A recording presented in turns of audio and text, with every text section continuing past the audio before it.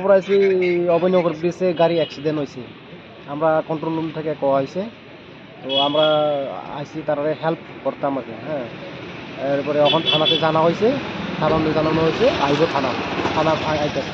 কেউ কি আহত হয়েছে? আহত হয়েছে, আহত তো আমরা আইয়া পাইছি না, কিন্তু তারা নিয়ে গেছে হসপিটালে। আমরা আইয়া পাইছি শুধু 2টা গাড়ি অ্যাক্সিডেন্ট এগুলো ব্রিজের এগুলো আছে আর কি। গাড়ি কি বেশি জোরে ছিল?